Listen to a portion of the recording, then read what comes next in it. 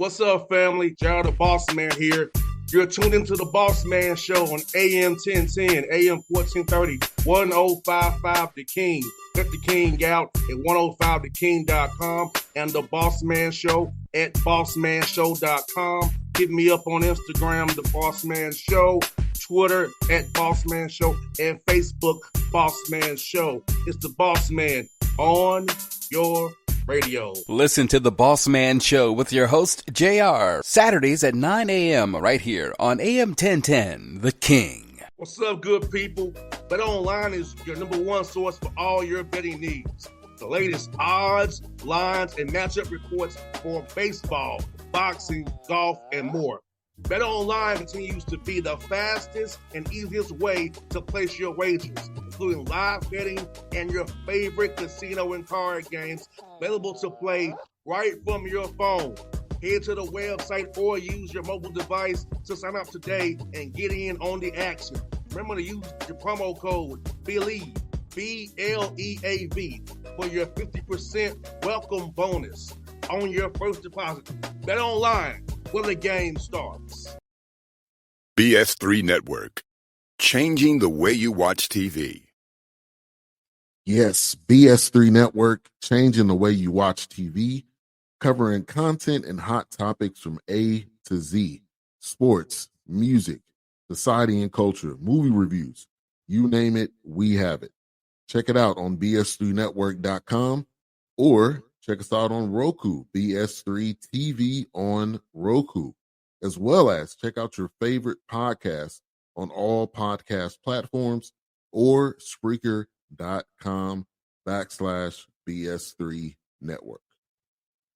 You are now tuned to BS3 Network.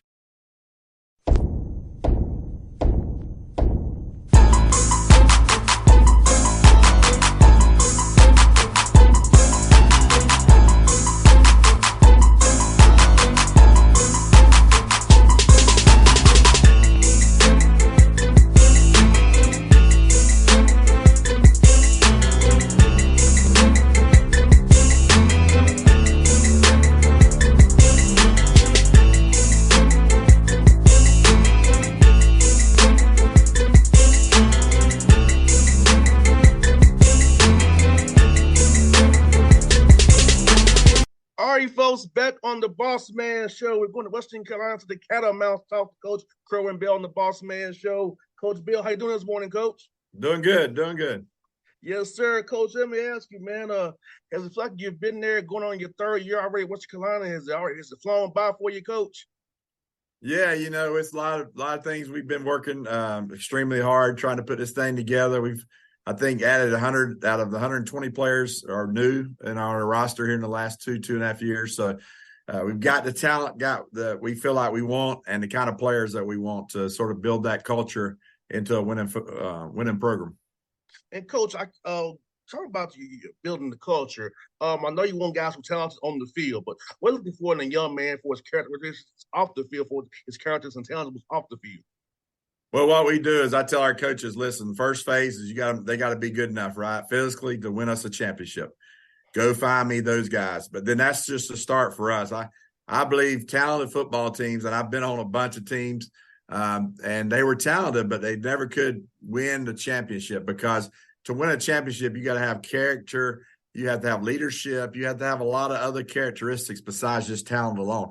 Talent can win you some games now. You can upset a few games here or there, but to do it over a long season and win a championship, you have to have those other characteristics. So we go in, once we identify a kid, that's just a start for us. We're going to make sure he's a self-starter. That's my number one thing. I think too many at times we don't miss on talent. We miss on a kid that is in high school, his mom and them's got him up and made him go to school, and everybody's babying him, and all of a sudden he gets here and he's on his own and he's not a self-starter.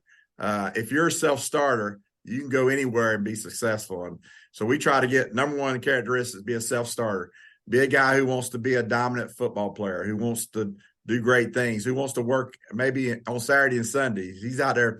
I love getting like videos and Twitter, and I'll get on social media and see guys who are working out. I see guys working out on Christmas Day, man. Them are guys, I love them guys, right? They love the game. They want to be the best. So we try to, I believe I hear people talk about all the time, man, that coach can build culture. No, you build culture by the kind of athletes you recruit.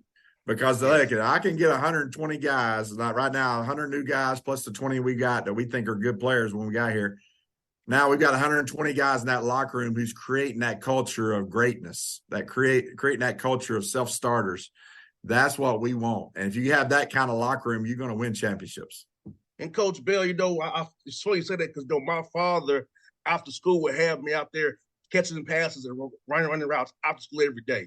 My father taught me from a 5-year-old on about work ethic and being great and putting them to work in the process. And I feel like too many times young men today don't respect the process of becoming great or enjoying the hearts, like the weight room, the gun, the gassers. You got to enjoy all the process of becoming a great football player. Yeah, I mean, there's a lot of guys want to go out to the clubs at night and hang out, and football, they love it, but it's not a passion, right? Yes, sir. They love the game day, and it's great to love the game day. Football's a great sport, and it's great on game day. But the true great players and guys who win championships with are guys who, like you say, love the process. They love being with their teammates and seeing how good they can possibly be as individuals and as a group. And that's the kind of guys we want to create. And when you have that in your locker room, you're going to have a great culture. And Coach Bell, talk about how the SoCon is even getting better, man. It's growing, it's getting better week by week, year by year. And the talent is in that conference, top to bottom, is amazing. Talk about that, Coach. Well, I've only been at this is my 3rd year, but I tell you what, every year there's going to be, there's going to be a 9-team conference that they all can play. You got to show up every Saturday. But there's also there's a top 4 or 5 that it's not like it's just heavily 1 or 2 teams. It's 4 to 5 teams.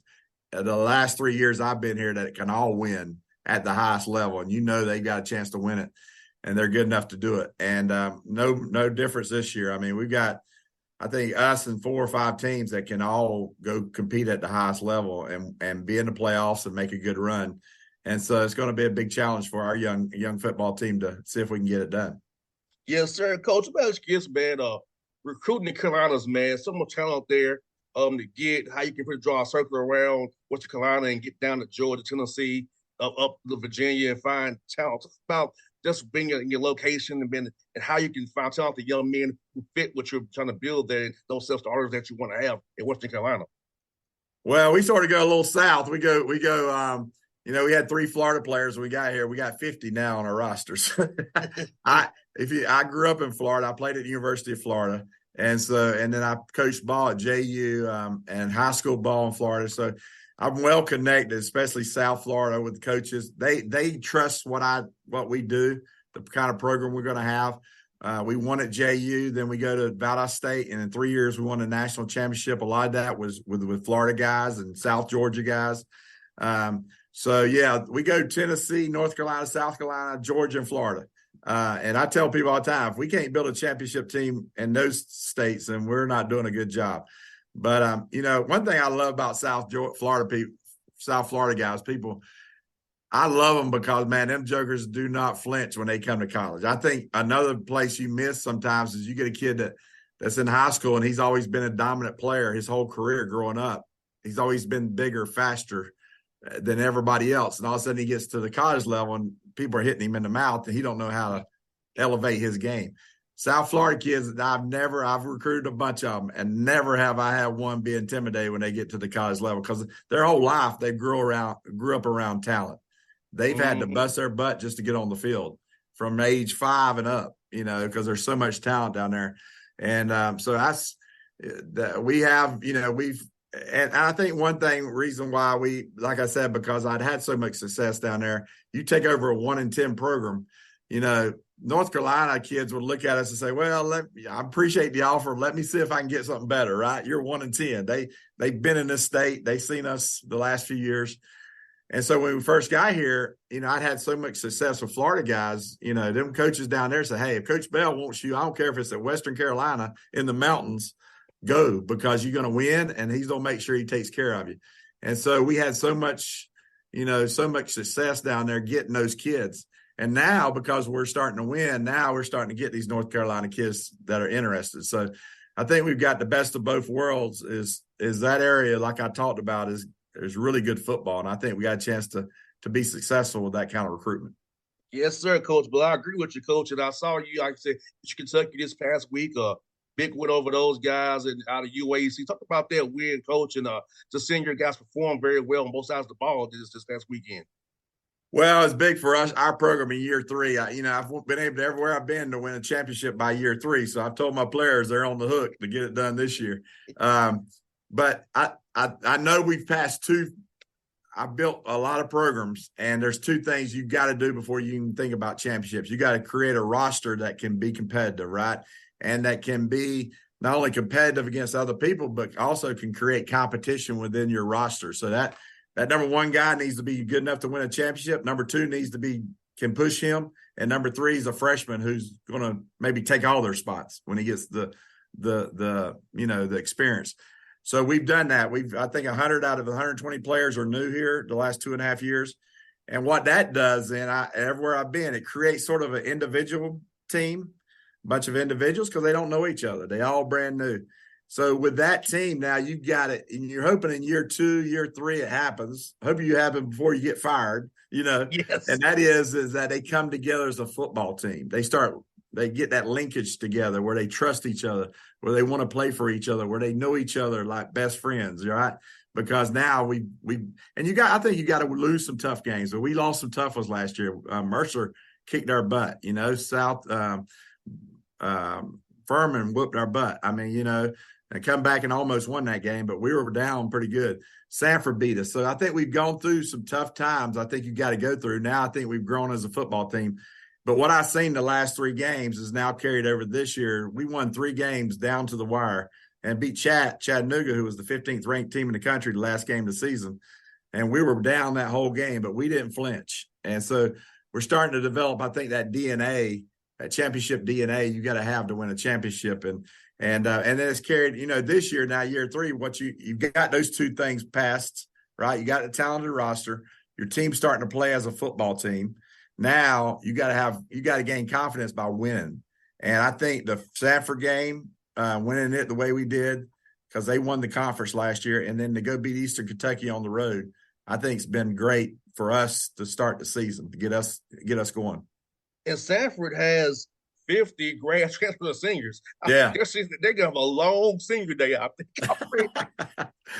I tell people, the portals help people in different ways, right? Sanford has helped them tremendously with grad students. They've done a great job being able to go get grad students. They got a great grad school. We've been able to get a few, and we really hadn't focused on grad students. Our transfers, we want to plug in where we need maybe some veteran leadership, certain areas on our roster. But I had a 5-year contract. So I'm like, hopefully I don't get fired. But I went with young kids because we had so many connections down in Florida and Georgia and South Carolina. Let's go get those kids that are left over, because think about it. A lot of schools, instead of getting 20 high school kids, let's say, every year, they're only getting 10. And the other 10, they're going to get transfer guys. So there's a lot of kids out there that had FBS offers that are dropped. And I think we've been able to go in and get some guys who are really FBS type players on this roster, because there's so many guys out there that don't have scholarships. So that's helped us. We're young, with a lot of freshmen and sophomores on this team, but I think we're going to keep growing and turn into a really good football team. And Coach Bill, I think this is probably last year, those COVID guys too, because they're so much older. These COVID guys in the system still. So I feel like this is my last year before normal's out again. So hey, get it while you can. That's my philosophy. While they overlook these great players, get them while you can. Get them going. That's how I see it. Let them look at them older guys. You get them good young guys. Oh, Mr. Carolina. Oh, we in trouble today. Yeah. Well, one thing that's helped us tremendously, I've been making this statement. I think we've got a top 15, top 10 offensive line in FCS football. And the reason is 2 guys who I thought were sure they're going to get NFL looks. NFL's in here all the time looking at them. But they both came back for their 5th year. Maybe one of them was a COVID year. So we've got a really dominant offensive line. I think that's where so these young athletes that are around them, our quarterback's a sophomore.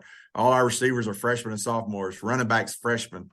So, but they are sophomores. So that big offensive line that's really good, I think helps young kids play better, right? Because you're surrounded by that offensive line. So I think that's what's made us, pretty good so far.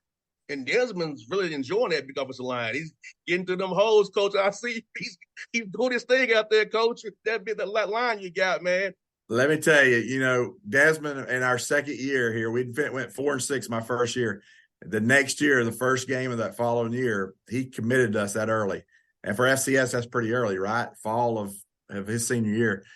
And Desmond Reed, if you go talk to any high school coach in Florida, especially South Florida, they'll tell you he's the best back or one of the top 2 or 3 that's come through there in the last 10 years. And they're talking FBS backs. They talking about every back that's come out of South Florida. He's that talented. He had FBS offers, but they go in and, see him, and he's 5'8", 175 pounds. And so they drop him. But he's 4'3". He's a ball of muscle. He is one of the most physical backs I've ever seen.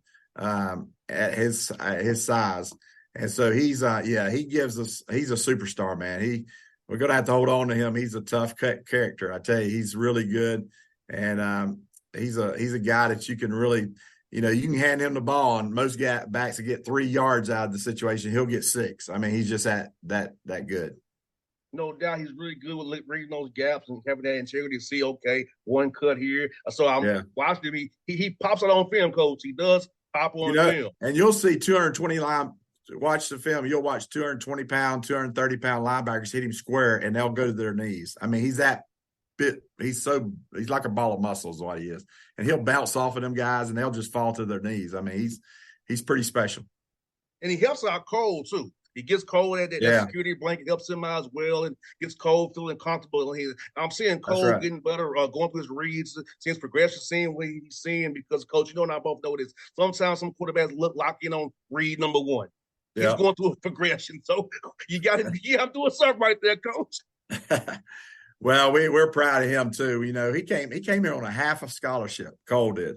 And we brought in a couple other kids, and – man, we had to give him a full one after his first year. He played, 4 games, went 3-1 as a true freshman because we had a guy get hurt. But we thought we had something. One thing, you can't really tell. I knew he could throw the football, but I liked him because of his toughness. And I think if you're going to win any championship, that quarterback needs to be a kind of guy where guys love him. Right? They want to play for him, you know what I'm saying?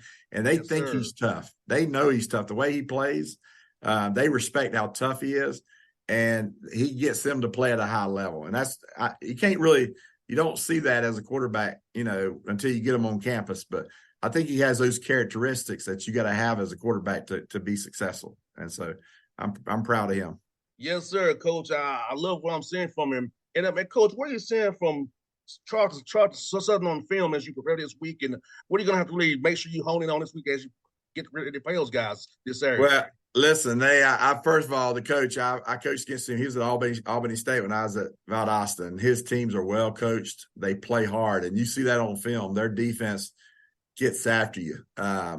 And what we've got to do is make sure that we handling all their pressure packages off the edge. They do it on rundowns. Like, they want to get you behind the sticks. Really good coaching. I mean, they don't try to create negative plays. So I think in this game, if you see us getting a hat on a hat, we'll be successful. But we got to make sure we get a hat on a hat and don't let guys run free and get negative yards against us, negative plays. So that, and then offensively, they don't run the triple. So we just got to make sure we're really. I told my coaches, defense coaches, I don't care what you work on, but make sure we're lined up. If they run a triple, some kind of option at us, that we got our assignments down like the back of our hand. So. But it's going to be, it's a challenge. They're going to come in here. They don't play hard, and we get them at home. We got to make sure there's no leftover from the last 2 weeks. And I don't think that, man. I love this team. They love to play on Saturday, but I think they're that team. And I think it's, again, who we recruited, but they love the process. Like, they love to see how much better they can get this week than they got last week. That's what we talk about. Let's just be 1-0 this week. Let's see how much better we can get this week than we were last week. And they love that process. So I think we're going to be ready to go play a good game.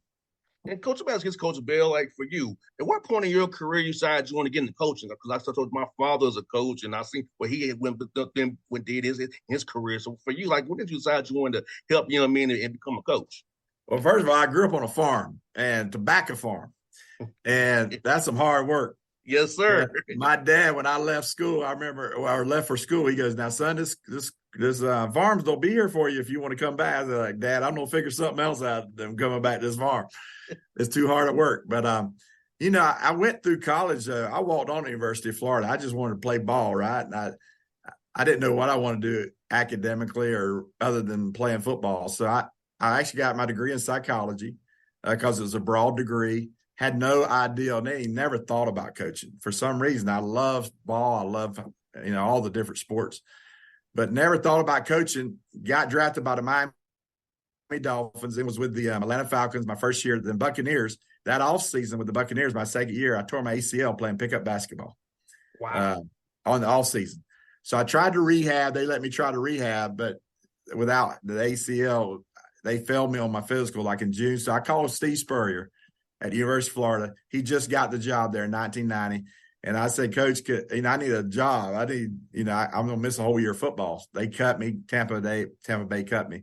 So I had reconstruction knee surgery, and I went there and coached as a GA. And that's when I fell in love. Said, "Man, this is what I want to do." I seen almost, to me, coaching wasn't nothing great when I first, when I was thinking about it in college and stuff. But 2 years after college, I go to Coach Spurrier, and I seen almost perfection on the field. Like his passing attack was like just the precision and the timing and the routes and the spacing. Man, that interests me so much. It got me to say, this is what I want to do. Well, dumb me. I should have stayed in coaching then, but I went back and played another 10 years after I got healthy, and then wound up didn't get into coaching until 2004, somewhere, or 2001. I retired from up in Canada playing and got into coaching. So now, Coach Bill, let me ask you this. How was it playing at old Fulton County Stadium here in Atlanta with the Falcons? How was that? Well, let me tell you one story. Chris Miller was our starting quarterback. You remember Chris Miller? He was from Oregon State, I think. I was 4 years old in 88. 80. Well, this is 88. Okay. Yeah. But we played, I remember being at Fulton County Stadium, and I was on the sideline. I played, I started 4 years in the SEC. I mean, that's good football, right? Yes, sir. All of a sudden, Chris Miller was an athlete, too. He could run. He wasn't a real big quarterback.